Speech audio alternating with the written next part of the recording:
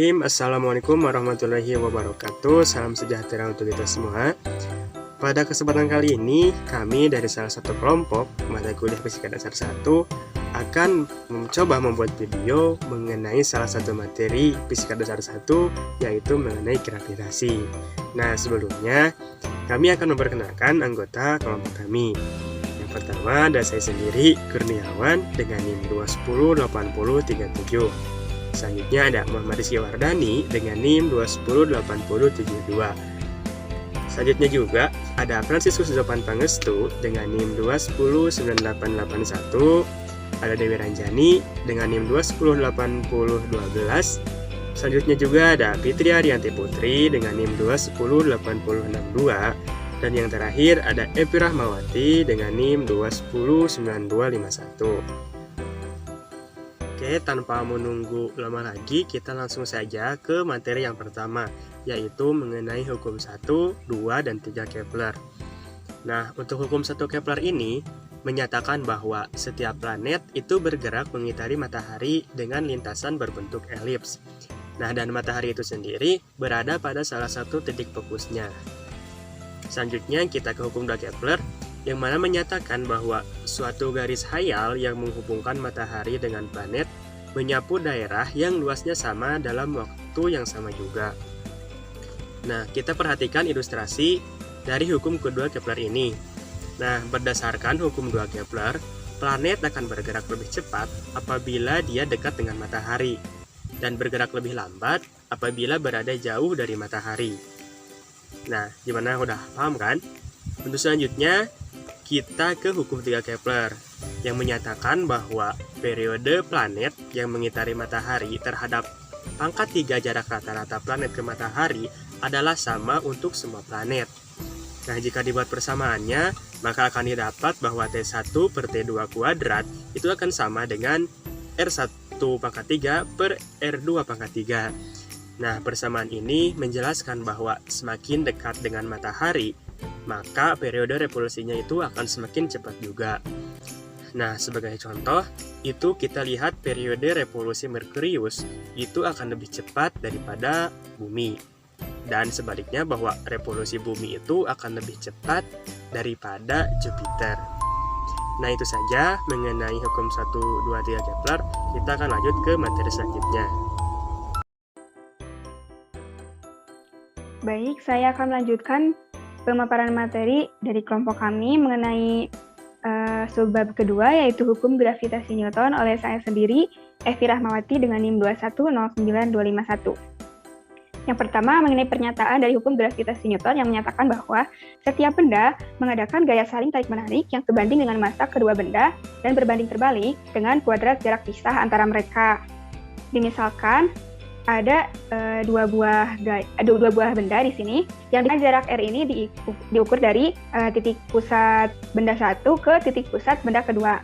Nah, gayanya dapat dihitung dengan rumus matematis, yaitu F sama dengan G dikali M1 dikali M2 per R kuadrat, di mana G di sini adalah konstanta gravitasi universal yang telah diketahui nilainya 6,67 dikali 10 pangkat min 11 Newton meter kuadrat per kilogram kuadrat. Nah, dari mana sih nilai konstanta gravitas setelah subbab ini? Lalu, M di sini adalah massa benda pertama, M2 ini adalah massa benda kedua, dan R kuadrat adalah kuadrat jarak dari kedua benda di sini. Lalu, saya akan menjelaskan mengenai kaitan antara hukum gravitasi Newton dengan hukum Kepler. Yang pertama ada hukum 1 Kepler yang menyatakan bahwa sebuah planet bergerak dalam orbit elips dengan matahari di salah satu fokusnya. Jadi, bila sebuah benda bergerak mengelilingi pusat gaya, benda itu akan ditarik oleh sebuah gaya yang berubah dengan 1 per R kuadrat. Nah, benda di sini dimisalkan sebuah planet yang mengelilingi pusat gaya yang dimisalkan matahari. Nah, lintasannya itu akan berbentuk elips atau lingkaran dan lain sebagainya. Namun, orbit tertutup yang memungkinkan dalam gaya yang berbanding terbalik dengan R kuadrat ini adalah elips. Hal ini bersesuaian dengan hukum 1 Kepler yang menyatakan bahwa planet bergerak dalam orbit elips dengan matahari di salah satu fokusnya. Oleh karena itu, hukum 1 Kepler adalah. Lalu, mengenai hukum 2 Kepler yang menyatakan bahwa garis yang menghubungkan tiap planet ke matahari menyapu luasan yang sama yang bergerak mengelilingi orbit matahari ini memiliki gaya sentral. Gaya sentral adalah gaya yang diberikan oleh matahari pada planet yang diarahkan ke matahari. Nah, gaya pada planet yaitu sepanjang garis dari planet itu sendiri ke matahari yang tidak memiliki torsi sehingga momentum angularnya ini planet bergerak sejauh VDT menyapu separuh luasan jajaran genjang. Nah, sejauh VDT dari planet ini, sejauh VDT ini dengan waktu dt menghasilkan separuh dari luasan jajaran genjang. Nah, luasan ini dapat dicari dengan dA sama dengan setengah karena luasan separuh jajaran genjang ini adalah setengah dikali RVDT. Nah, untuk sampai ke momentum angular dikali M dan dibagi M, di mana luasan menjadi dA sama dengan 1/E, di mana RVM adalah rumusan dari momentum angular. Maka luasan itu menjadi dA sama dengan 1/2M dikali LDT. Nah, karena L konstan selama gerakan pada planet ini, maka luasan yang disapu dalam selang dt akan bernilai sama di semua bagian orbit. Hal ini bersesuaian dengan hukum 2 Kepler yang menyatakan bahwa menyapu luasan yang sama dalam waktu yang sama. Yang ketiga mengenai hukum 3 Kepler yang menyatakan bahwa kuadrat periode tiap planet sebanding dengan pangkat 3 jarak rata-rata planet dari matahari. Nah, dengan hukum gravitasi Newton yang telah kita rumuskan tadi, yang telah saya bacakan tadi, yaitu F sama dengan G dikali M1 M2 per R kuadrat 2, yaitu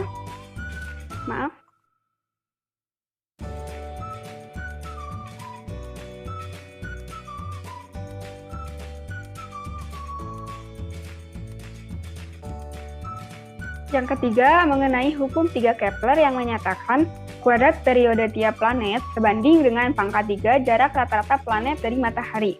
Nah, dengan gravitasi Newton yang telah saya sebutkan tadi, yaitu F sama dengan G dikali M1 M2 per R kuadrat, dan hukum Newton kedua yaitu F sama dengan M dikali A, di mana di sini A-nya adalah percepatan sentripetal sama dengan F V kuadrat per R, maka dapat dibandingkan yaitu G dikali MS kali MP per R kuadrat. Jadi M1 di sini diganti dengan MS yaitu massa matahari, M2 diganti dengan MP yaitu massa sebuah planet, dan R kuadrat atau jarak keduanya. Nah, MP di sini kan saling menghilangkan dan R-nya juga R di sini akan saling menghilangkan yang satu, maka didapat pi kuadrat dihubungkan untuk mencari periode dengan menggunakan pi kuadrat sama dengan 4 pi kuadrat R kuadrat per T kuadrat, di mana yang tadinya pi ini adalah sama dengan 2 pi R MS per R ini dapat dihubungkan dengan pi kuadrat sama dengan 4 pi kuadrat R kuadrat per T kuadrat, di mana mereka pi kuadrat R kuadrat per T kuadrat. Nah, T kuadrat, untuk mencari T kuadrat kan akan pindah ruas menjadi 4 pi kuadrat per G dikali MS dikali R pangkat 3. Nah, T kuadrat di sini atau periode di tiap planet di sini yang dikuadratkan sebanding matahari. Maka hukum gravitasi Newton dan hukum 3 Kepler ini bersesuaian. Lalu mengenai perbandingan percepatan bulan pada orbitnya dengan percepatan benda di dekat permukaan bulan dianggap partikel titik dengan massa di pusatnya. Nah, karena jarak ke bulan sekitar 60 kali jari-jari bumi, maka percepatan kuadratnya dari percepatan bulan. Nah, untuk membandingkannya, kita harus mencari dulu percepatan sentripetal si bulan tersebut, di mana percepatan sentripetal itu kan rumusnya P kuadrat per R kuadrat per L per R dibagi T kuadrat. Dihasilkan bahwa percepatan sentripetalnya adalah 4 pi kuadrat R per T kuadrat. Sama dengan dimasukkan nilai-nilai yang tadi yaitu 4, di mana pi-nya yaitu 3,14 dikuadratkan, dan R-nya yaitu 3,84 dengan 27 per 27,3 dikali 27,3, di mana ini adalah 27 hari, 3. Lalu dihasilkan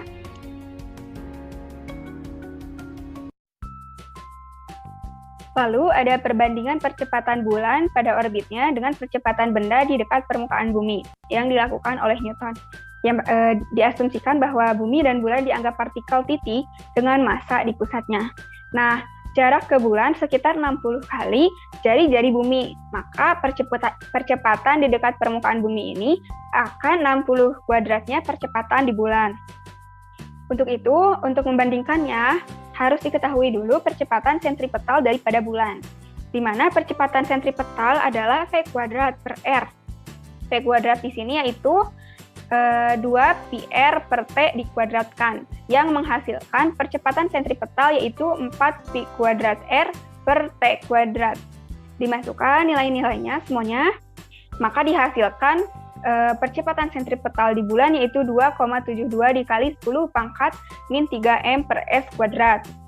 Nah, hasil dari perbandingan ini yaitu perbandingan dari gravitasi bumi per percepatan sentripetal di bulan yaitu 9,81 ms kuadrat per 2,72 kali 10 pangkat min 3 m per S kuadrat sama dengan 3.670 atau sebanding dengan 60 kuadrat. Nah, hal ini mendekati dengan yang telah kita sebutkan tadi, yaitu ini 60 kuadrat. Nah, kesimpulannya, gaya yang dikerjakan sembarang benda yang bersifat bola pada sebuah titik di permukaan sama seperti apabila seluruh massa terkonsentrasi di pusatnya. Lalu, mengenai medan gravitasi dan gaya di permukaan bumi. Gaya yang dikerjakan bumi pada sembarang massa dari pusat bumi menuju sebuah jarak G dikali massa bumi dikali massa benda tersebut per jarak kuadratnya. Lalu, kan ada medan gravitasi bumi yang dirumuskan dengan F per M, di mana F-nya telah diketahui tadi, dibagi M yang MI atau G dalam kurung R sama dengan GME per R kuadrat. Lalu, gaya dari bumi pada benda dekat permukaan bumi dapat dihitung dengan F sama dengan G dikali ME dikali M per RE kuadrat G. Nah, jika gaya yang dikerjakan hanya gaya itu saja, maka percepatan benda yang jatuh bebas dapat dicari dengan A sama dengan F per M atau sama dengan GME per RE kuadrat, di mana konstanta gravitasi bumi yaitu min 11 dan massa bumi yaitu 5,9724 dikali 10 pangkat 24 per RE kuadrat, di mana RE sama dengan 6.371 km. Maka didapatkan hasil bahwa gravitasinya yaitu 9,81 ms kuadrat.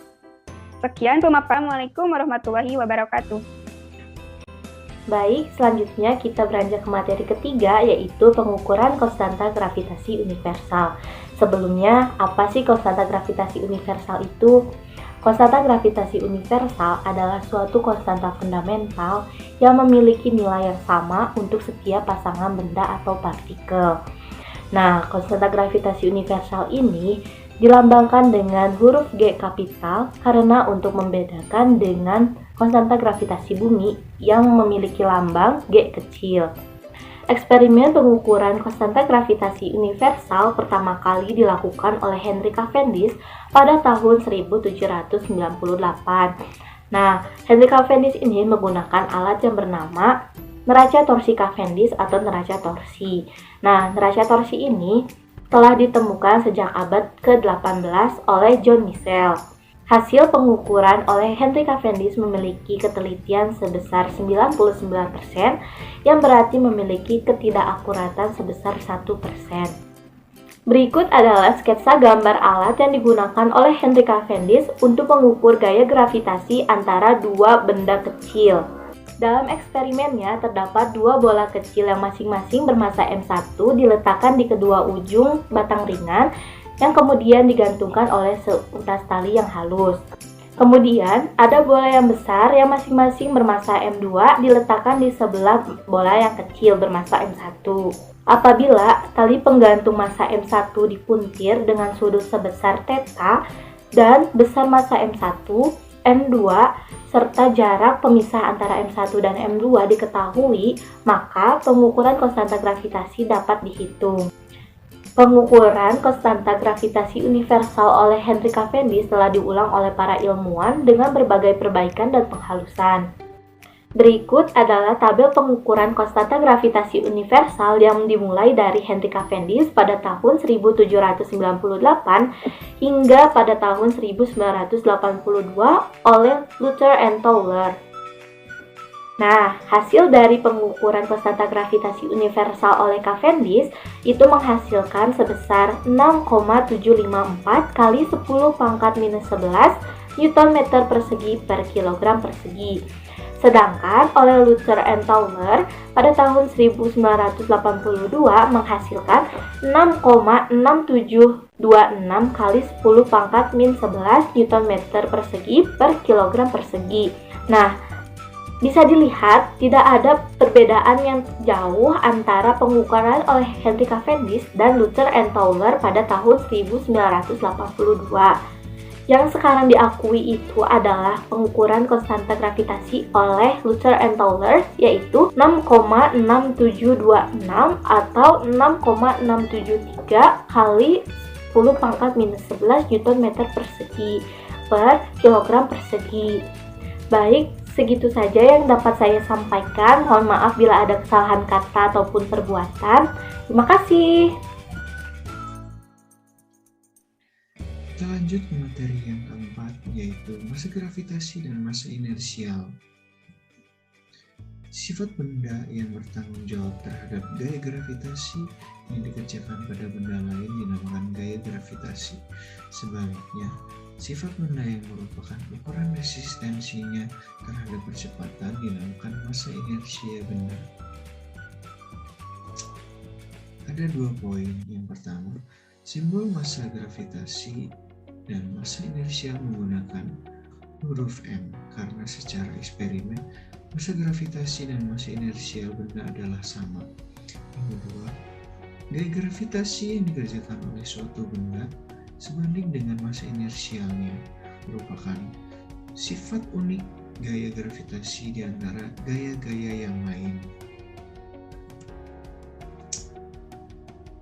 Dengan mudah dapat kita bayangkan bahwa massa gravitasi dan massa inersial sebuah benda tidaklah sama. Misalkan, dituliskan mg untuk massa gravitasi dan m untuk massa inersial.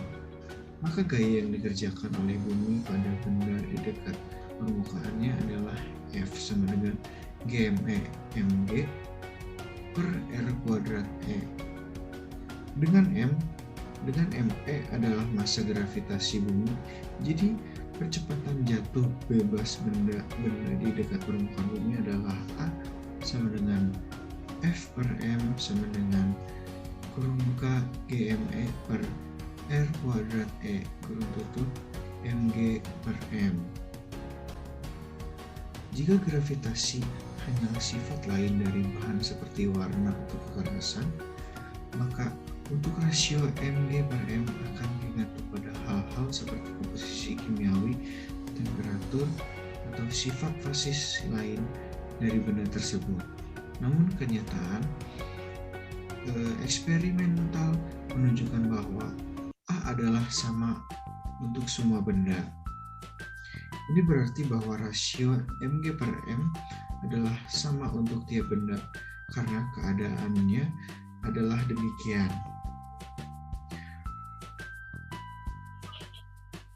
Oke, terima kasih atas waktu dan kesempatannya untuk saya sedikit menjelaskan mengenai salah satu subbab dari materi gravitasi. Di sini saya akan menjelaskan materi yaitu lepas dari bumi. Terdapat sebuah pertanyaan di mana apa yang akan terjadi pada benda yang lepas dari medan gravitasi bumi? Jawabannya ialah terdapat pada ilustrasi gambar di samping di mana seorang astronot akan melayang-layang keluar angkasa karena luar angkasa merupakan ruang vakum tanpa udara. Lalu setelah menjawab pertanyaan tersebut akan terdapat pertanyaan lainnya yaitu bagaimana caranya lepas dari bumi? Terdapat 2 syarat yang harus dipenuhi. Yang pertama ialah saat benda akan lepas dari bumi dibutuhkan kelajuan minimum yang dinamakan kelajuan lepas. Lalu syarat yang kedua, energi kinetik yang dimiliki benda harus lebih besar dari energi potensial maksimum atau energi ikat bumi. Oke. Lalu bagaimana cara kita mengetahui energi maksimum atau energi ikat bumi, dan kelajuan lepas yang harus dimiliki oleh benda. Di sini terdapat ilustrasi di mana terdapat sebuah planet yang berwarna kuning sebagai planet bumi dan benda berwarna biru yang agaknya terlalu besar untuk disebut benda yang lepas dari bumi. Dengan ketinggian tersebut dan saat benda dilepaskan memiliki energi kinetik dengan kelajuan V, maka semakin tinggi benda, energi kinetik akan semakin berkurang. Namun beda halnya dengan energi potensial, di mana semakin tinggi ketinggian benda, maka energi potensial yang dimiliki benda akan semakin bertambah.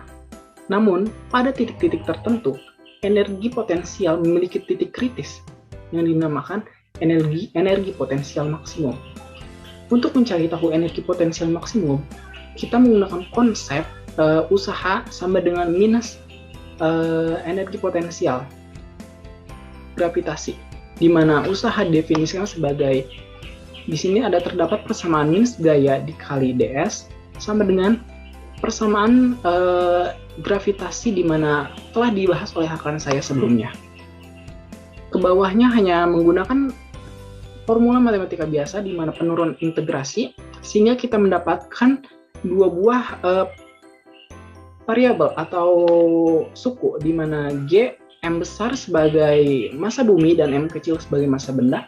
Yang satu memiliki jarak R1, sementara yang satu memiliki jarak R2.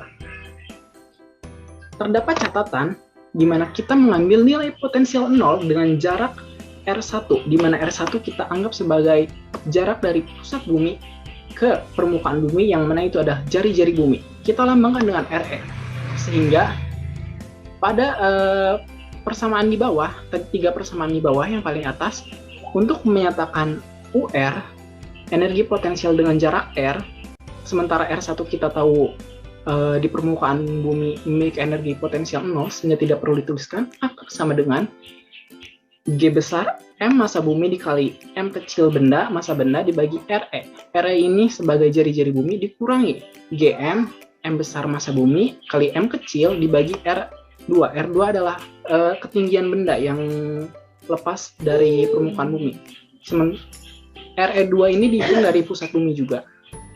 Sehingga formulanya kita bisa sederhanakan dengan rumus matematika sederhana, di mana penyebut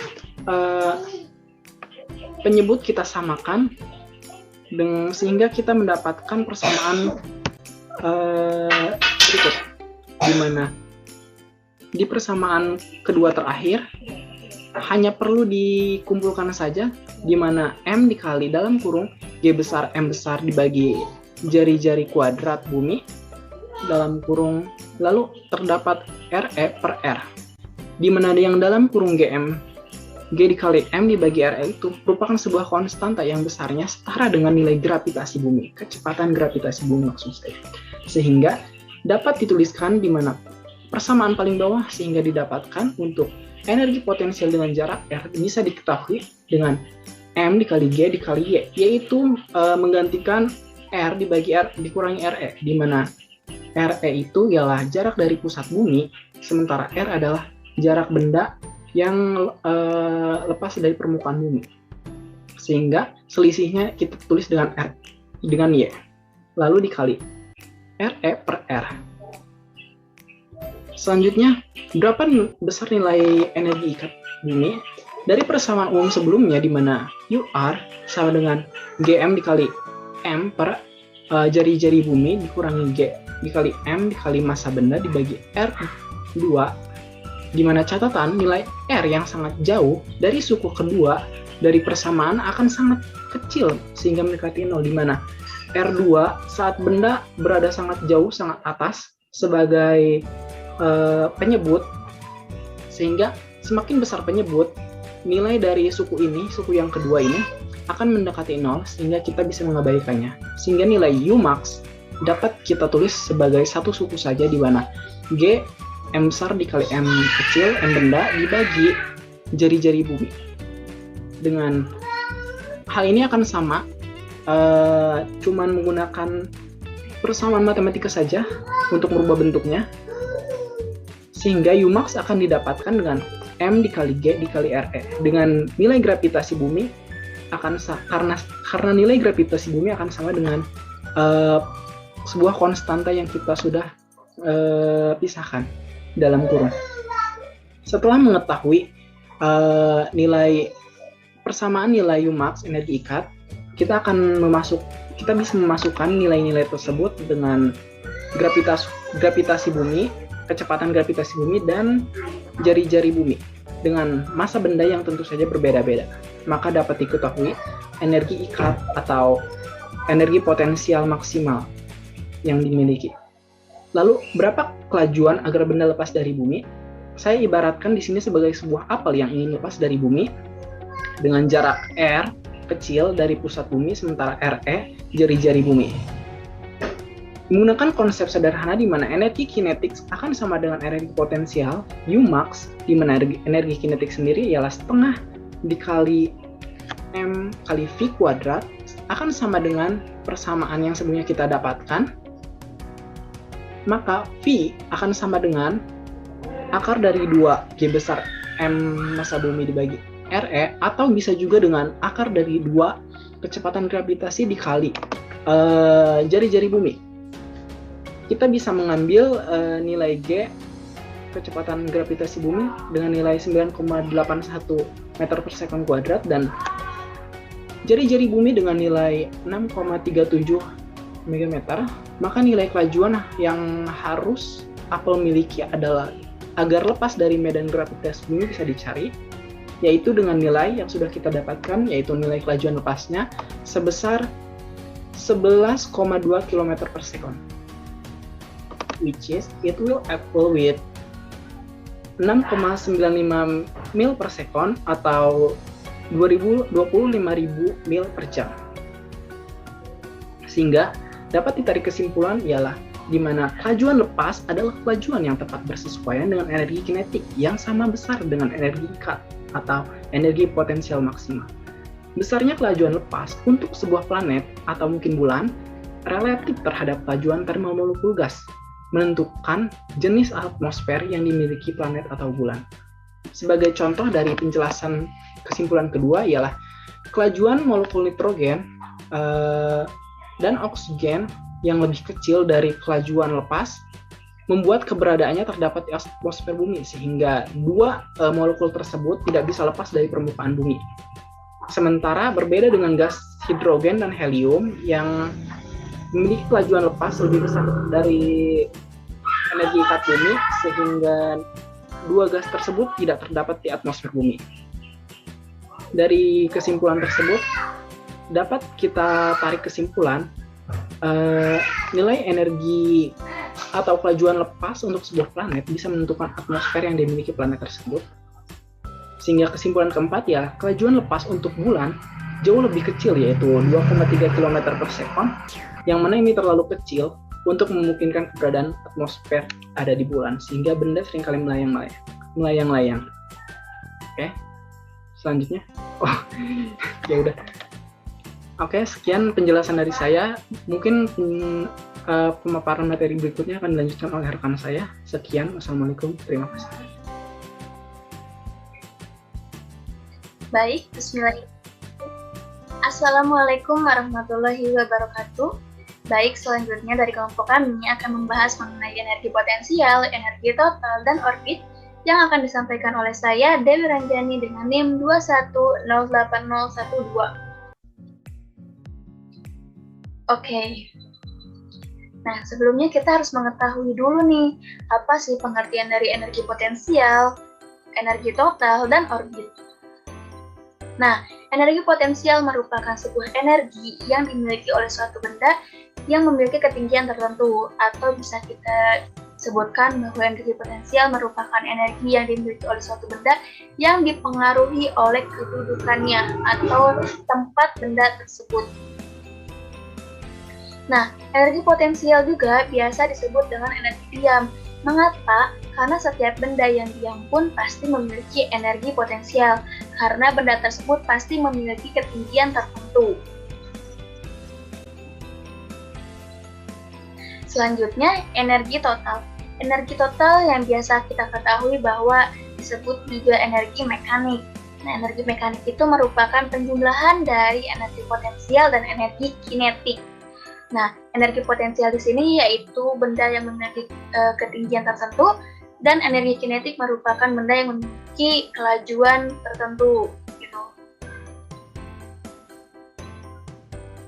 Selanjutnya, orbit. Orbit merupakan jalur atau lintasan yang dilalui suatu objek untuk mengelilingi objek lainnya. Jadi contohnya misalnya di sini ada bulan.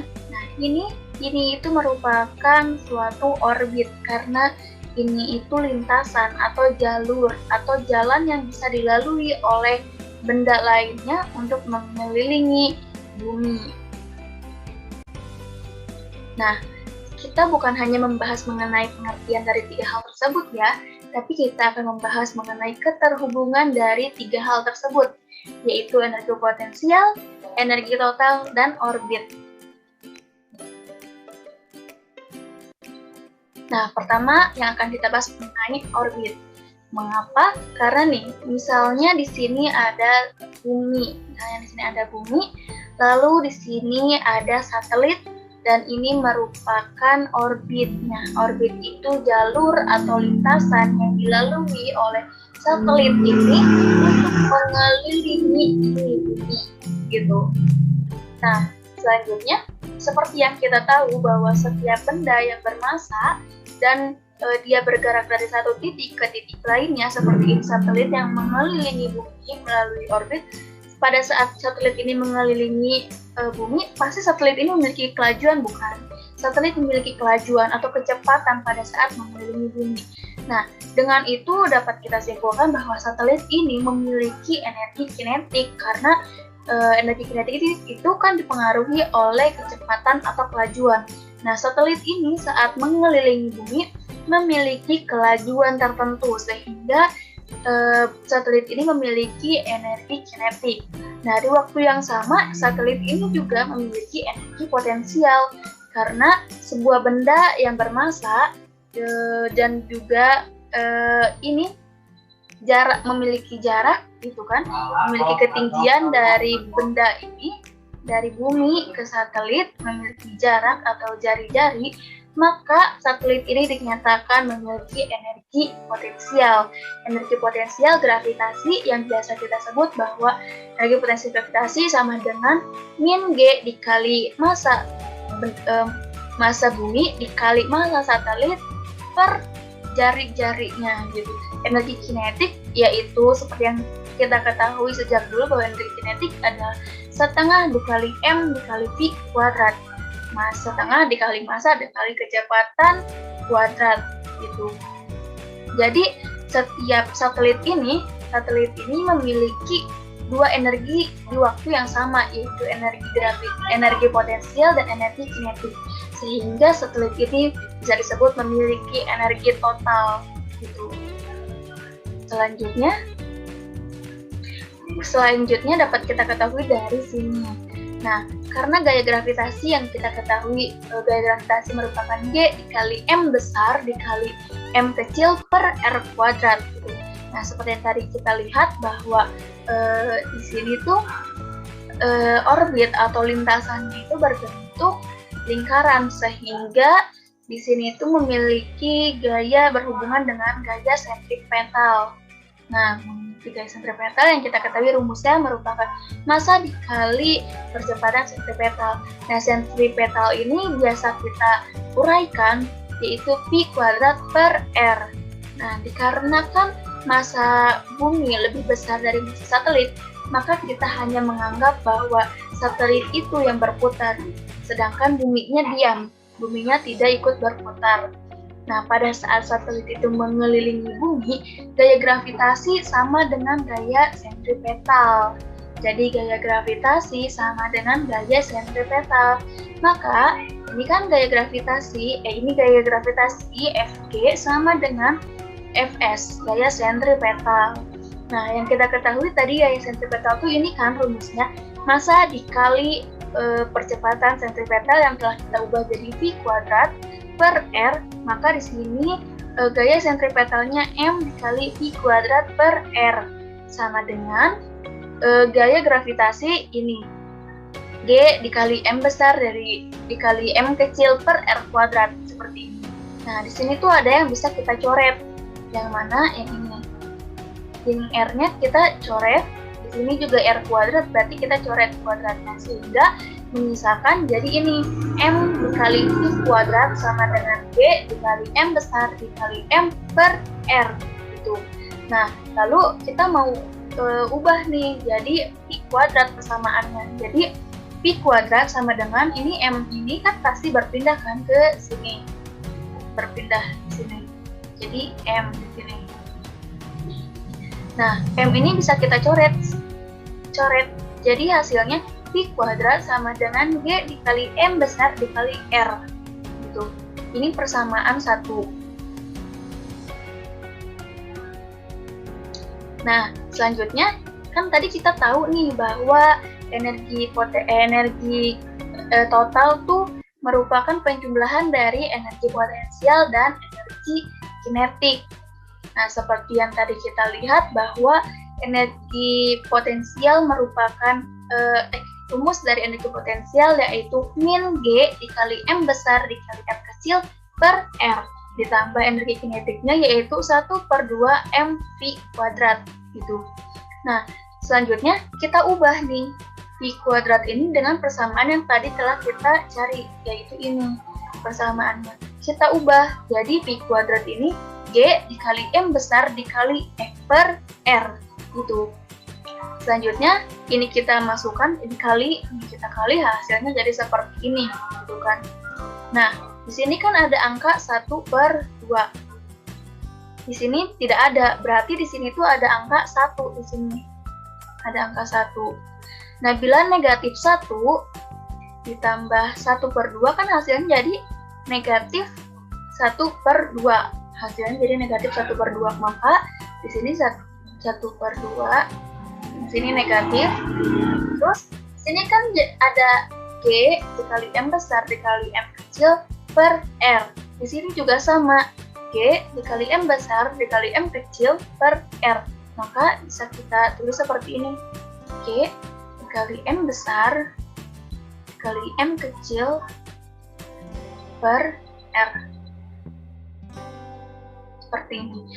Lalu kalau misalnya kita mau disederhanakan, lalu kita kali ini ke sini.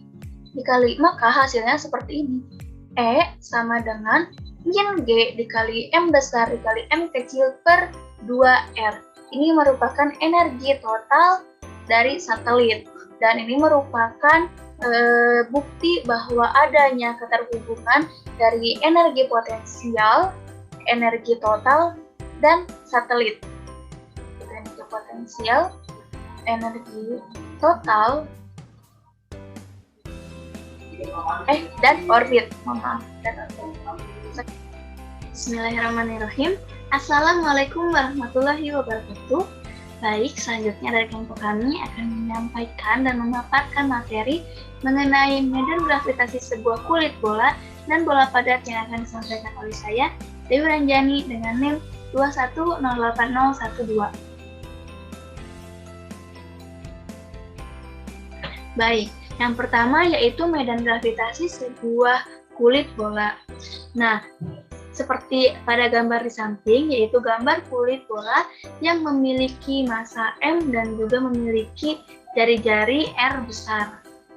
Nah, gaya yang diberikan oleh kulit pada massa M0 yang diletakkan pada jarak R dari pusat kulit bola diberikan oleh F sama dengan min G dikali M dikali M0 per R kuadrat dikali R, dengan R kecil atau jaraknya lebih besar dari R besar atau jari-jarinya. Berarti jika ada M0 di luar kulit, gaya yang diberikan padanya oleh kulit sama dengan jika semua massa dikonsentrasikan pada pusatnya, seperti itu.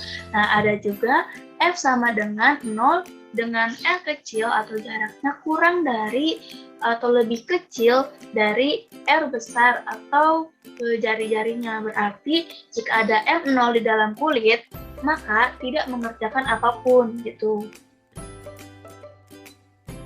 Selanjutnya, seperti pada gambar di samping, ini tuh dapat memperkuat argumen seperti tadi, yaitu gambar di samping menunjukkan sebuah massa titik M0 di dalam sebuah kulit bola. Nah, massa-massa segmen kulit M1 dan M2 dapat dihubungkan dengan seperti ini. M2 sama dengan M1 dikali R kecil 2 kuadrat per R kecil 1 kuadrat.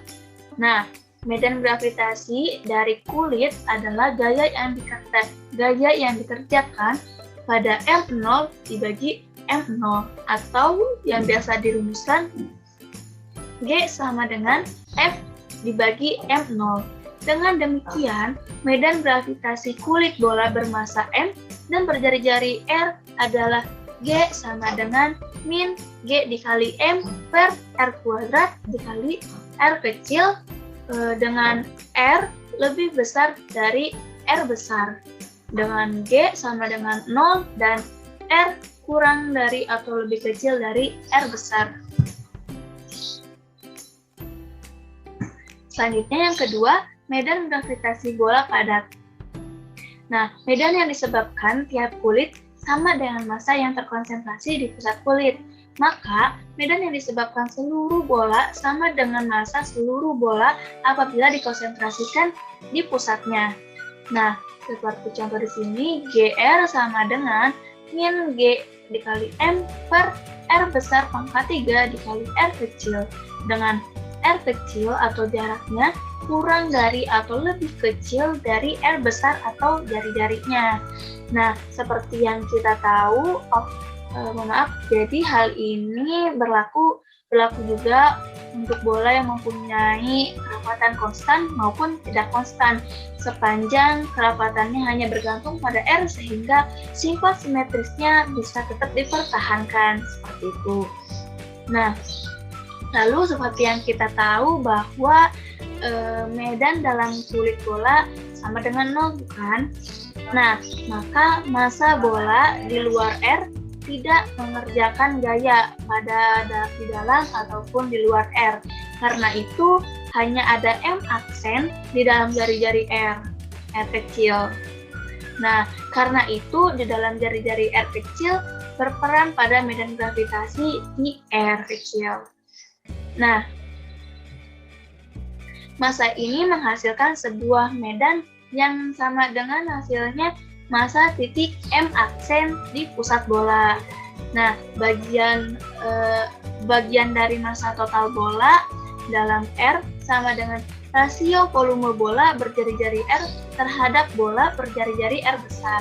Jadi, untuk distribusi massa, jika M besar adalah massa total bola, maka M aksen diberikan oleh M aksen sama dengan 4/3 pi R kecil pangkat 3 per 4/3 pi R besar pangkat 3 dikali M besar sama dengan R kecil pangkat 3 per R besar pangkat 3 dikalikan dengan M.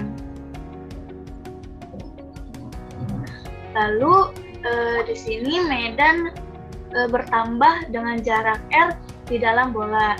Nah, gambar tersebut menunjukkan sebuah medan sebagai fungsi untuk R. Nah, bola padat dan kerapatan konstan. Nah, dengan demikian, medan gravitasi pada jarak R adalah G sama dengan min G dikali M aksen per R pangkat 2 sama dengan min G dikali dengan M dikali R pangkat 3 dibagi R besar pangkat 3 per R kecil pangkat 2. Maka R kecil sama dengan min G dikali M per R pangkat 3 dikali R kecil, dengan R kecil kurang dari atau lebih kecil dari R besar. Seperti itu. Terima kasih.